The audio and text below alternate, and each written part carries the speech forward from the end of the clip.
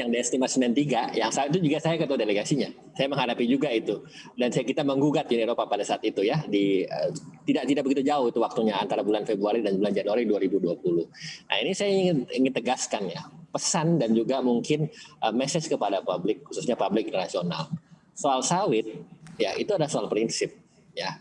Diskriminasi yang dikenakan, yang dilakukan oleh Uni Eropa itu melanggar prinsip-prinsip yang namanya prinsip keterbukaan, prinsip trade, international trade dan seterusnya. Bagaimana bisa negara Eropa atau Uni Eropa yang selama ini mengedepankan ya namanya openness, keterbukaan, perdagangan bebas, justru malah memblok sawit kita masuk ke sana, ya kan? Itu sesuatu hal yang kontradiktif ya. Itu yang kita permasalahkan.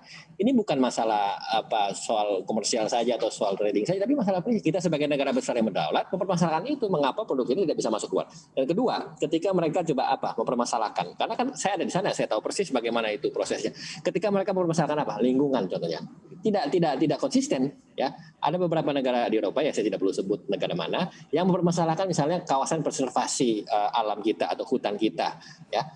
Dibandingkan dengan negara lain ya, Indonesia itu jauh lebih besar. Kita tuh mempreserve kawasan kita itu lebih dari 50%, 51%. Sedangkan ada salah satu negara Eropa yang mempermasalahkan sawit kita untuk masuk sana justru kurang dari 20%.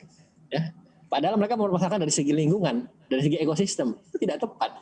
Itu alasan saja yang menurut saya tidak objektif, yang tidak rasional, yang juga tidak valid. Yang telah kita telusuri bersama secara lebih komprehensif, ternyata mungkin ini lebih kepada hal yang sifatnya persaingan, ya, kompetisi produk-produk mereka yang mungkin terancam dengan sawit kita di sana, yang ternyata sawit kita jauh lebih efisien, jauh lebih produktif, jauh lebih kompetitif harganya dan kualitasnya jauh lebih baik. Ya mungkin mereka punya rapeseed, punya sunflower yang ternyata tidak lebih baik daripada kelapa sawit kita, yang mengakibatkan mereka mungkin agak sedikit mengisolasi dan juga memblok produk sawit kita secara diskriminatif. Nah, jadi saya tekankan alasan apapun yang mereka bangun itu sebenarnya tidak tepat dan tidak sejalan dan juga tidak objektif dan juga tidak valid dengan apa yang mereka permasalahkan kepada kita, sehingga kita secara jelas, ya, secara tegas, keras dan juga jelas, saya waktu itu sampaikan statement saya kepada teman-teman Uni Eropa di forum WTO itu, bahwa yang kita kedepankan adalah sebuah prinsip kesetaraan dan juga keadilan dan juga prinsip kebenaran, bahwa sawit kita harus di-treat secara fair dan juga secara terbuka, tidak diperlakukan secara diskriminatif seperti yang mereka lakukan sekarang. Nah, ini yang sebetulnya ingin saya sampaikan, bahwa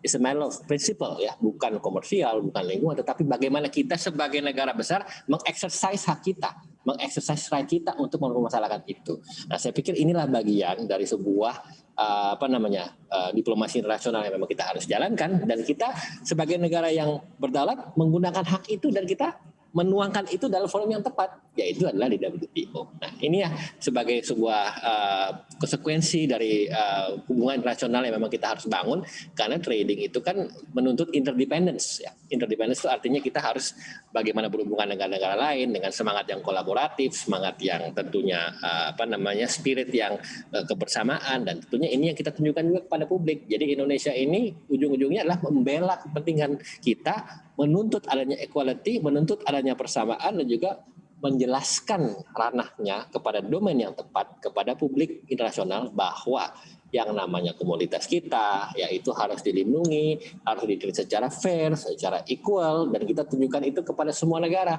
baik itu negara maju dan negara berkembang. Jangan lupa install aplikasi CNBC Indonesia di App Store maupun di Play Store untuk mendapatkan informasi dan perkembangan terkini dari berita-berita ekonomi dan bisnis.